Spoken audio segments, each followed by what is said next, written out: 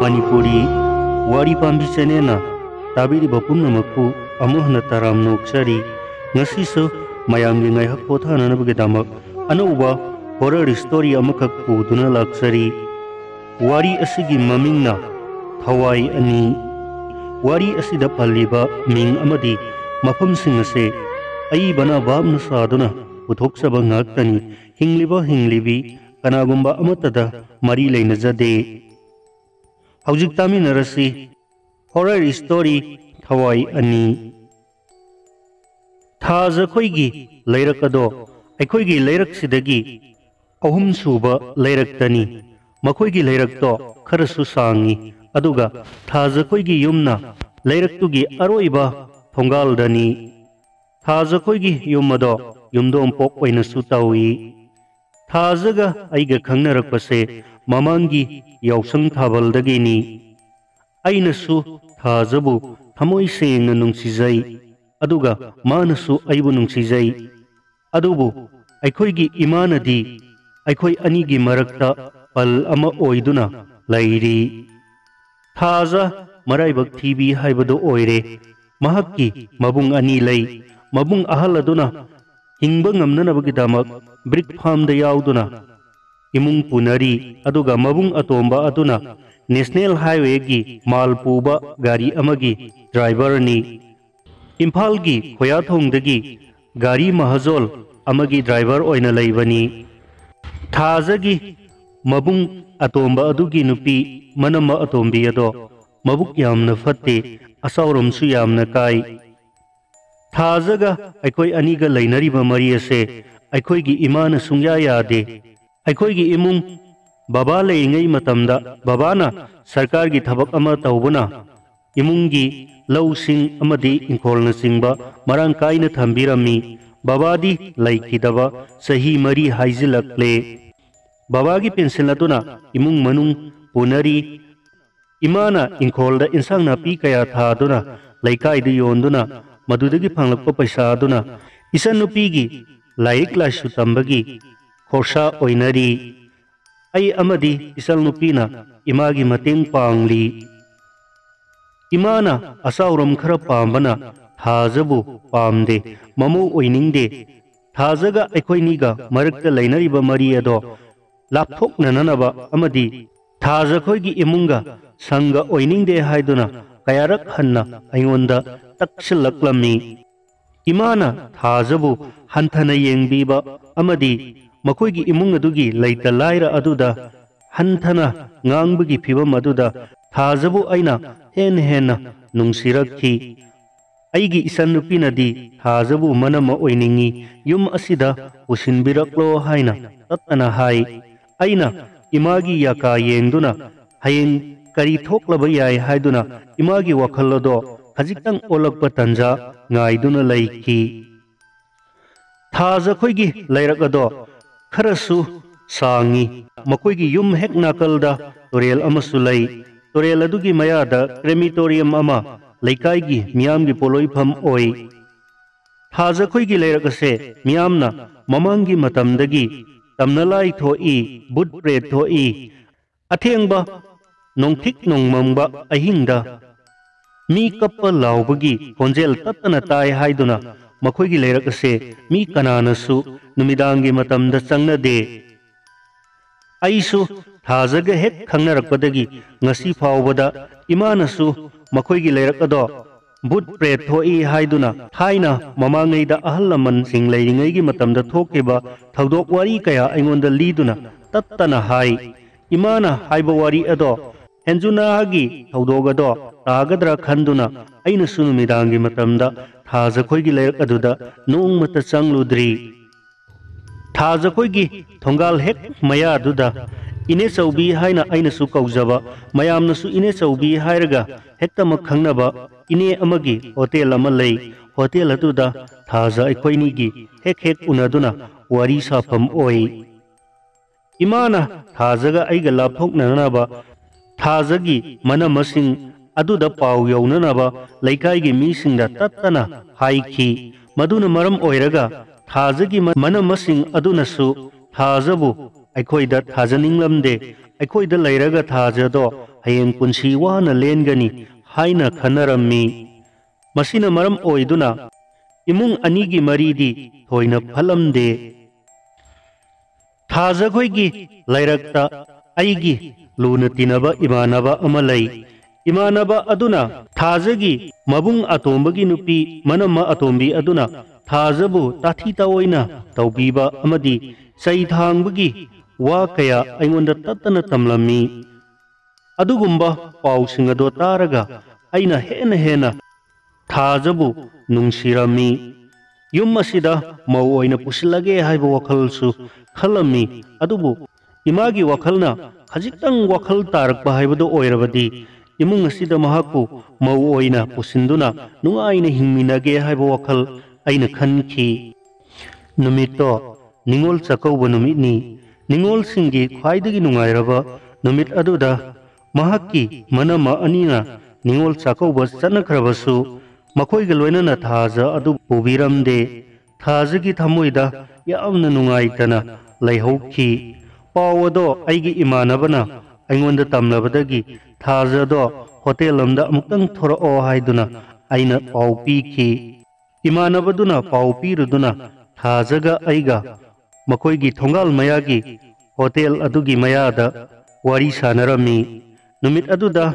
ꯑꯩꯈꯣꯏꯒꯤ ꯂꯩꯀꯥꯏꯗ ꯂꯩꯀꯥꯏꯒꯤ ꯀ꯭ꯂꯕꯅ ꯁꯤꯟꯗꯨꯅ ꯁꯨꯃꯥꯡ ꯂꯤꯂꯥ ꯆꯦꯔꯤꯇꯤ ꯁꯣ ꯑꯃ ꯎꯠꯂꯝꯃꯤ ꯃꯗꯣ ꯌꯦꯡꯁꯤ ꯍꯥꯏꯗꯨꯅ ꯑꯩꯅ ꯋꯥ ꯍꯧꯗꯣꯛꯂꯨꯏ ꯊꯥꯖꯅ ꯃꯅꯝꯃꯁꯤꯡꯅ ꯌꯥꯔꯣꯏ ꯍꯥꯏꯗꯨꯅ ꯀꯟꯅ ꯌꯥꯈꯤꯗꯦ ꯑꯩꯅ ꯁꯣꯏꯗꯅ ꯌꯦꯡꯁꯤ ꯁꯣꯏꯗꯅ ꯊꯣꯔꯛꯇꯕ ꯌꯥꯔꯣꯏ ꯍꯥꯏꯗꯨꯅ ꯇꯛꯁꯤꯜꯂꯝꯃꯤ ꯃꯍꯥꯛꯅ ꯃꯅꯝꯃꯁꯤꯡ ꯑꯃꯗꯤ ꯃꯕꯨꯡꯁꯤꯡꯕꯨ ꯀꯤꯕꯗꯒꯤ ꯊꯣꯔꯛꯄ ꯉꯝꯂꯔꯣꯏ ꯍꯥꯏꯅ ꯀꯌꯥꯔꯛ ꯍꯥꯏꯖꯔꯛꯂꯝꯃꯤ ꯑꯩꯅ ꯊꯣꯔꯛꯇꯕ ꯌꯥꯔꯣꯏ ꯍꯥꯏꯗꯨꯅ ꯀꯟꯅ ꯍꯥꯏꯔꯝꯃꯤ ꯊꯥꯖ ꯇꯧꯐꯝ ꯈꯪꯗ꯭ꯔꯗꯨꯅ ꯌꯨꯝꯗ ꯊꯋꯥꯏ ꯅꯨꯡꯉꯥꯏꯇꯅ ꯆꯪꯈ꯭ꯔꯦ ꯑꯩꯁꯨ ꯑꯗꯨꯃꯛ ꯍꯜꯂꯛꯂꯦ ꯅꯨꯃꯤꯗꯥꯡꯋꯥꯏ ꯌꯧꯁꯤꯜꯂꯛꯂꯦ ꯑꯩꯅ ꯑꯩꯒꯤ ꯏꯃꯥꯟꯅꯕ ꯑꯃꯒ ꯂꯣꯏꯅꯅ ꯆꯦꯔꯤꯇꯤ ꯁꯣ ꯇꯧꯔꯤꯕ ꯃꯐꯝ ꯑꯗꯨꯗ ꯆꯠꯂꯝꯃꯤ ꯑꯗꯨꯕꯨ ꯊꯥꯖꯗꯤ ꯊꯣꯔꯛꯇ꯭ꯔꯦ ꯑꯩꯅ ꯊꯣꯔꯛꯀꯗꯧꯕ ꯃꯥꯟꯗ꯭ꯔꯦ ꯍꯥꯏꯗꯨꯅ ꯏꯃꯥꯟꯅꯕ ꯑꯗꯨꯕꯨ ꯃꯈꯣꯏꯒꯤ ꯂꯩꯔꯛ ꯑꯗꯨꯗ ꯆꯪꯗꯨꯅ ꯊꯥꯖꯈꯣꯏꯗ ꯆꯠꯂꯨꯁꯤ ꯍꯥꯏꯗꯨꯅ ꯍꯧꯔꯝꯃꯤ ꯑꯗꯨꯕꯨ ꯏꯃꯥꯟꯅꯕ ꯑꯗꯨꯅ ꯑꯍꯤꯡꯒꯤ ꯃꯇꯝꯗ ꯃꯈꯣꯏꯒꯤ ꯂꯩꯔꯛꯇ ꯆꯪꯕꯁꯦ ꯃꯩ ꯑꯁꯦꯡꯕ ꯑꯃꯗꯤ ꯂꯥꯏ ꯇꯤꯟ ꯆꯪꯗꯅꯅꯕ ꯌꯥꯏꯉꯪ ꯆꯅꯝ ꯑꯃꯗꯤ ꯌꯣꯠꯁꯕꯤ ꯃꯈꯣꯡꯗꯒꯤ ꯂꯧꯕ ꯍꯥꯃꯨꯛꯅꯆꯤꯡꯕ ꯌꯥꯎꯗ꯭ꯔꯒꯗꯤ ꯏꯃꯥ ꯕꯕꯥꯅ ꯃꯈꯣꯏꯒꯤ ꯂꯩꯔꯛꯇ ꯀꯌꯥ ꯆꯪꯂꯨꯅꯨ ꯍꯥꯏ ꯑꯗꯨꯅ ꯇꯜꯂꯤ ꯆꯪꯂꯒꯨꯝꯁꯤ ꯍꯥꯏꯔꯛꯂꯝꯃꯤ ꯑꯩꯅ ꯚꯥꯏ ꯉꯁꯤꯗꯤ ꯆꯪꯗꯕ ꯁꯨꯡꯌꯥ ꯌꯥꯗꯕꯅꯤ ꯊꯥꯖꯗꯣ ꯁꯨꯃꯥꯡ ꯂꯤꯂꯥ ꯁꯣꯏꯗꯅ ꯌꯦꯡꯁꯤ ꯍꯥꯏꯈ꯭ꯔꯕꯅꯤ ꯃꯥ ꯁꯣꯏꯗꯅ ꯊꯣꯔꯛꯀꯅꯤ ꯑꯗꯨꯅ ꯑꯩꯈꯣꯏꯅꯤ ꯆꯪꯗꯨꯅ ꯂꯧꯕꯤꯔꯨꯁꯤ ꯍꯥꯏꯗꯨꯅ ꯇꯛꯁꯤꯜꯂꯝꯃꯤ ꯑꯩꯒꯤ ꯅꯤꯡꯉꯥꯏꯗ ꯎꯄꯥꯏ ꯂꯩꯇ꯭ꯔꯗꯨꯅ ꯃꯔꯨꯞ ꯑꯗꯨꯁꯨ ꯇꯟꯅ ꯃꯈꯣꯏꯒꯤ ꯂꯩꯔꯛ ꯑꯗꯨꯗ ꯆꯪꯂꯦ ꯃꯈꯣꯏꯒꯤ ꯂꯩꯔꯛ ꯑꯗꯨꯒꯤ ꯊꯥꯖꯈꯣꯏꯒꯤ ꯊꯣꯡꯒꯥꯜ ꯃꯌꯥ ꯌꯧꯔꯝꯗꯥꯏ ꯑꯗꯨꯗ ꯑꯍꯥꯡꯕ ꯂꯝꯄꯥꯛ ꯃꯆꯥ ꯑꯃ ꯂꯩ ꯃꯗꯨꯒꯤ ꯃꯈꯣꯡꯗ ꯁꯅꯥ ꯈꯣꯡꯅꯥꯡ ꯑꯃꯁꯨ ꯍꯧꯏ ꯈꯣꯡꯅꯥꯡ ꯑꯗꯨꯒꯤ ꯃꯌꯥꯗ ꯃꯔꯨꯞ ꯑꯗꯨꯒ ꯑꯩꯒ ꯊꯥꯖ ꯊꯣꯔꯛꯄ꯭ꯔꯥ ꯍꯥꯏꯗꯨꯅ ꯌꯦꯡꯗꯨꯅ ꯂꯩꯔꯤ ꯄꯨꯡꯈꯥꯏꯃꯨꯛ ꯑꯩꯈꯣꯏꯅꯤ ꯋꯥꯔꯤ ꯁꯥꯗꯨꯅ ꯊꯥꯖꯕꯨ ꯉꯥꯏꯗꯨꯅ ꯂꯩꯔꯕꯁꯨ ꯃꯈꯣꯏꯒꯤ ꯌꯨꯝ ꯑꯗꯨꯗꯒꯤ ꯀꯅꯥ ꯑꯃꯠꯇ ꯊꯣꯔꯛꯄ ꯎꯗ꯭ꯔꯕꯗ ꯑꯩꯒꯤ ꯃꯔꯨꯞ ꯑꯗꯨꯅ ꯚꯥꯏ ꯃꯇꯝꯁꯤꯁꯨ ꯊꯦꯡꯖꯤꯜꯂꯛꯂꯦ ꯆꯠꯂꯁꯤ ꯍꯥꯏꯔꯛꯂꯝꯃꯤ ꯑꯩꯅ ꯚꯥꯏ ꯉꯥꯛꯇꯪꯒ ꯌꯦꯡꯈꯤꯁꯤ ꯍꯥꯏꯗꯨꯅ ꯂꯩꯔꯝꯃꯤ ꯇꯟꯖꯥ ꯑꯗꯨꯃꯛꯇꯗ ꯂꯝꯄꯥꯛꯀꯤ ꯑꯃꯝꯕ ꯑꯁꯣꯡꯕ ꯇꯨꯔꯦꯜ ꯂꯝꯊꯥꯡꯕ ꯅꯥꯀꯜ ꯑꯗꯣꯝꯗꯒꯤ ꯍꯅꯨꯕꯤ ꯑꯃꯒꯤ ꯈꯣꯟꯖꯦꯜꯗ ꯏꯕꯨꯡꯉꯣ ꯅꯈꯣꯏ ꯑꯅꯤꯕꯨ ꯁꯤꯗ ꯉꯥꯛꯇ ꯂꯥꯎꯅꯦ ꯁꯤꯗ ꯉꯥꯛꯇ ꯆꯪꯂꯛꯑꯣ ꯀꯔꯤꯒꯨꯝꯕ ꯑꯃꯠꯇ ꯍꯪꯒꯦꯕ ꯍꯥꯏꯗꯨꯅ ꯀꯧꯔꯛꯂꯝꯃꯤ ꯑꯩꯒꯤ ꯃꯔꯨꯞ ꯑꯗꯨꯗꯤ ꯈꯣꯟꯖꯦꯜ ꯑꯗꯨ ꯇꯥꯕꯗꯨꯗ ꯄꯥꯈꯠꯃꯟꯗꯨꯅ ꯚꯥꯏ ꯅꯪ ꯂꯩꯍꯧꯔꯣ ꯑꯩ ꯆꯠꯂꯦ ꯍꯥꯏꯔꯝꯂꯒ ꯀꯟꯅ ꯑꯗꯨꯃꯛ ꯆꯦꯟꯈ꯭ꯔꯦ ꯃꯈꯣꯏꯒꯤ ꯂꯩꯔꯛ ꯑꯗꯣ ꯍꯥꯟꯅꯗꯒꯤ ꯍꯧꯅ ꯃꯤꯅ ꯈꯔ ꯉꯥꯡꯅꯕꯒ ꯇꯧꯔꯛꯂꯤꯕ ꯐꯤꯕꯝ ꯑꯗꯨꯒ ꯑꯩꯍꯥꯛ ꯈꯪꯆꯤꯡ ꯆꯤꯡꯅꯔꯛꯂꯝꯃꯤ ꯑꯩ ꯈꯣꯡꯊꯥꯡ ꯈꯔ ꯇꯞꯅ ꯆꯤꯡꯅꯕꯒ ꯂꯣꯏꯅꯅ ꯍꯟꯗꯣꯔꯛꯇꯨꯅ ꯊꯥꯖꯈꯣꯏꯒꯤ ꯊꯣꯡꯒꯥꯜ ꯑꯗꯨꯗ ꯂꯦꯞꯇꯨꯅ ꯍꯧꯖꯤꯛꯀꯤ ꯈꯣꯟꯖꯦꯜ ꯑꯗꯨꯕꯨ ꯇꯁꯦꯡꯅꯃꯛ ꯃꯤꯒꯤ ꯈꯣꯟꯖꯦꯜꯂ ꯅꯠꯇ꯭ꯔꯒ ꯇꯝꯅ ꯂꯥꯏꯅ ꯚꯨꯠ ꯄ꯭ꯔꯦꯠꯅ ꯀꯧꯔꯛꯂꯤꯕ ꯈꯣꯟꯖꯦꯜꯂ ꯍꯥꯏꯗꯨꯅ ꯉꯛꯅ ꯀꯧꯔꯛꯂꯤꯕ ꯃꯥꯏꯀꯩ ꯑꯗꯣꯝꯗ ꯌꯦꯡꯗꯨꯅ ꯂꯩꯔꯝꯃꯤ ꯇꯟꯖꯥ ꯑꯗꯨꯃꯛꯇꯗ ꯑꯃꯨꯛ ꯍꯟꯅ ꯉꯁꯥꯏꯒꯤ ꯍꯅꯨꯕꯤ ꯑꯗꯨꯒꯤ ꯈꯣꯟꯖꯦꯜꯗ ꯏꯕꯨꯡꯉꯣ ꯋꯥ ꯑꯃꯠꯇ ꯍꯥꯏꯒꯦ ꯁꯤꯗ ꯉꯥꯛꯇ ꯂꯥꯎꯅꯦ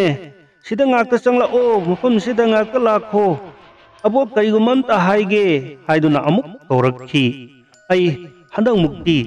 kibana samase chap chap yungki aduga kimanduna aina thaja koigi thongal hatu da changlaklaga thaja haina kaurami thaja haina kaukhiba konjel ado thajagi mabung atomba aduna taramale mai ama pairaga thoraklami aibu ovada ai nang karigi mafum sida laklibano nang aikoibu sitribara ha aing sida nang mafum sida kaidawa laklibano haiduna kupakna thajilaklami ai ikaibaga kibaga tawfam khangdana gyan mangduna chak yungna leptuna laiki thajagi mana masing amadi thajasu thorakhi aibu ubada thajado karimata haiba ngamdana mamitagi mapi sinthana tumina chut chut kaptuna lai aina wariyado hairami mafam sida kanagumbi hanubi amana aibu kaura e haiduna tamlubada thajagi mabung aduna oidaba nganglibani yum asida kaidawbugi changlaklibano aikoibu laire haiduna usitribra haiduna amuksu tina chaiduna ngaksamda in induna konthonglamda tanthoraki aihak ikai nungsi yanaki kiramba amadi aigi thamoida singnaramba pumba thadokuna aihak leirak adudagi tapna tapna khong thangdoraki aduga lambida sana sana aina amuk khalakki thajado mathai tasengna nungai hodre karigumba mahakna aibo amuk thiba thoraklabadi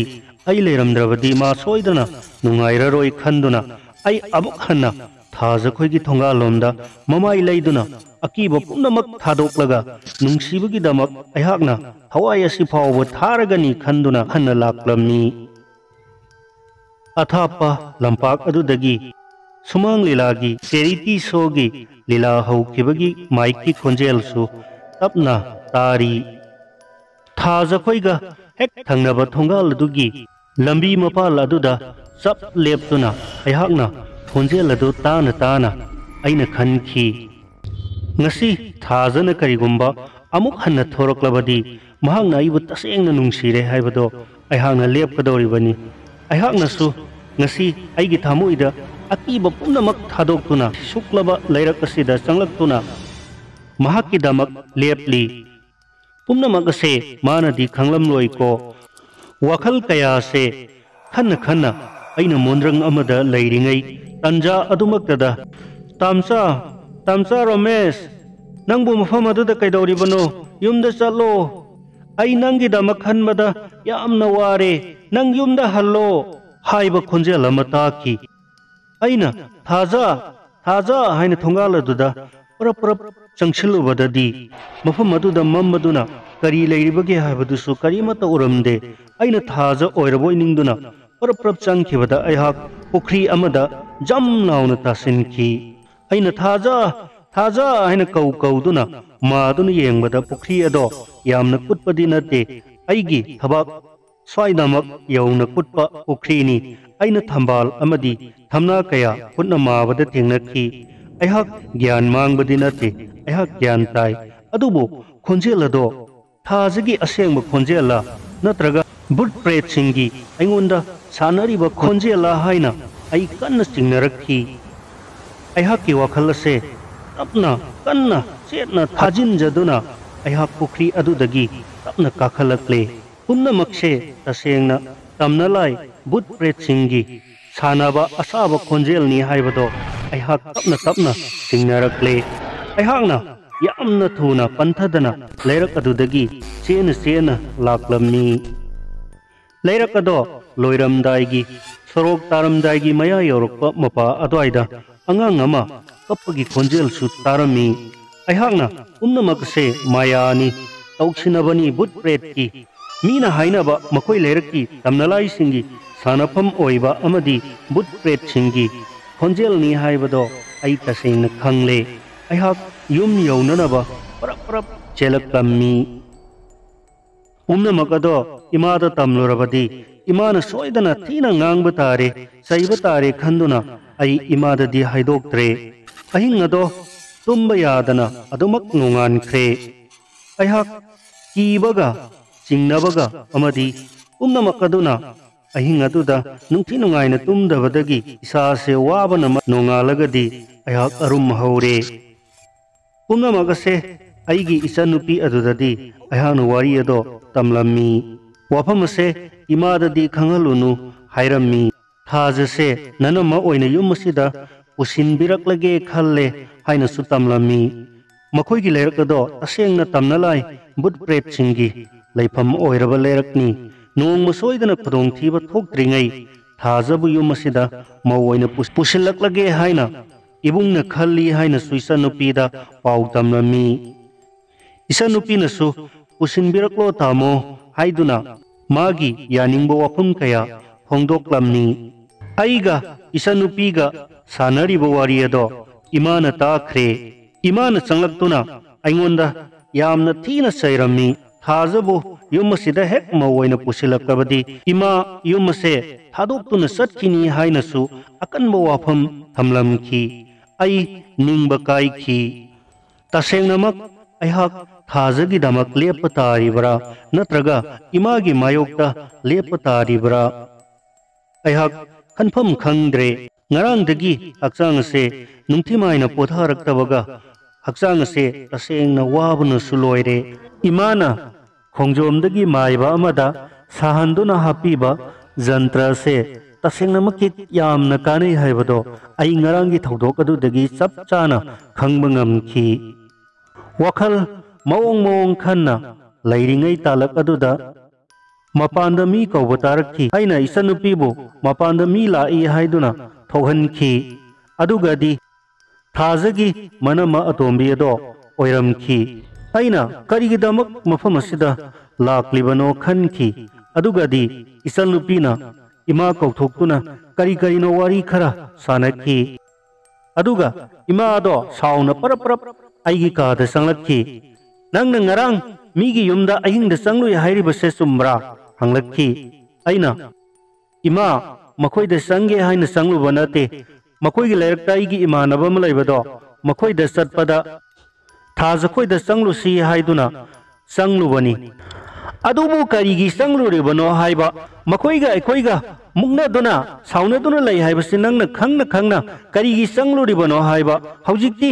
मागी मनमा अतोंबी अफाउबीदो लाक्तुना नचानुपादो खरा वारौ हाइरमनिसे इमाबु इकाइबा पीबा नत्रो हाइदुना इमाना साउना सैखी मतुंगदा अमुक हन्ना मखोइरमदा चटली हाइबा तारगदी इमादो yum थादोक्तुना चटकिनी हाइनसु कन्ना साउना चैरमलगा इमादो थोख्रे अइगी इयोंग इतवदो उरगा इसानुपीना तुमिन्ना कपचरमनी थाजखोइगी मनमा लाक्तुना अखोइगी इमागा खरा लाउनखिबा खनखिबगी पावदो थाजखोइगी लैरक्ता लैरिबा अइगी इमानबा अदुना ताबदगी इमानबदो अखोइगी युमदा लाक्लमी अइना मरुप चंगलाओ लाओ हाइदुना कौसिनदुना मागा इगा कादा फमिनरमी इमानबदुना थाजखोइगा मखोइगा दी नगनबनीना थाजगी मनमना थाजबु यामना थीना ngangbीबा सैबी हौबदो इमाना मखोइरमदा ललोनबगी पोचै हेकपा चलुबदा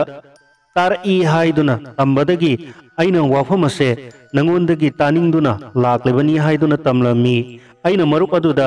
अचुंबनी मरुप हाइदुना ngarang थोक्थ्रिबा थौदोक्सिंग अदुगी मरमदा अमत सिथादना मरुपता पाउ तमलमी मरुप अदुनसु बाय नंगना अदुक यामना नुंगसिजरिबा थाजबु थादोक्पा हौनदे इमाबु मकोंग कोंदुना हाइजब्रा नोंजब्रा तौदुना थाजबु पुसिनबिननबा तौरसी आइसु मतेंग पांगे हाइरक्लमी अइनसु थाजबु पुसिलगा इमागे असावबु पुमनमगदो मखोंग पाइदुना हाइजरगा पुमनमक फननबा सिलगे हाइना पुंगिंगदा सब युंगना लेपलक्लमी